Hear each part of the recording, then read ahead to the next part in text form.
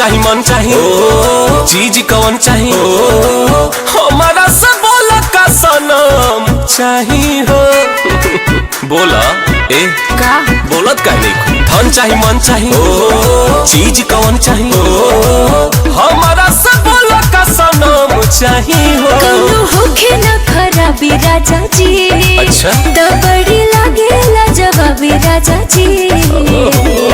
जैसन डिजाइन के पेन्हे राउर भाभी ले ली साड़ी गुलाबी राजा जी। जवना डिजाइन के पेन्हे राउर भाभी ले ली साड़ी गुलाबी राजा जी। अरे ठीक बा लाल पियर हरियर सब ले ले साड़ी गुलाबी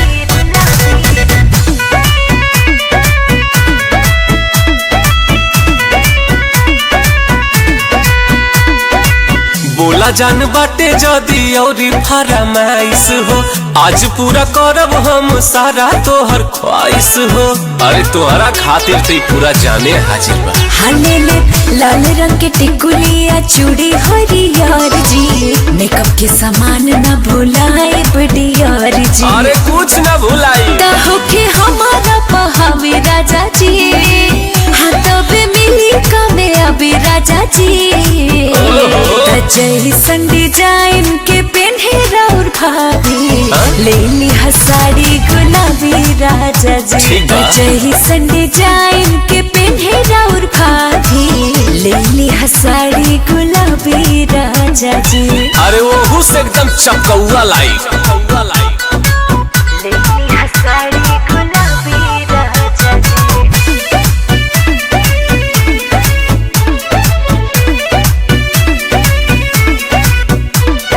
जवन जवन कहले बाड़ू सब हम लियाइब हो सारा अरमान तोहर जान हम पुराइब हो अरे तू ही तैब हमर धन बाड़ू रउआ एही अदा पपिया महरेनी हम जी। खुद से भी ज्यादा प्यार करेनी हम जी। सुनी ना बोली ना घूमब कमर में दाबी राजा जी। होके रउआ दिल के चाबी राजा जी। जवना डिजाइन के पेन्हे राउर भाभी ले ली साड़ी गुलाबी राजा जी। जवना डिजाइन के पेन्हे राउर भाभी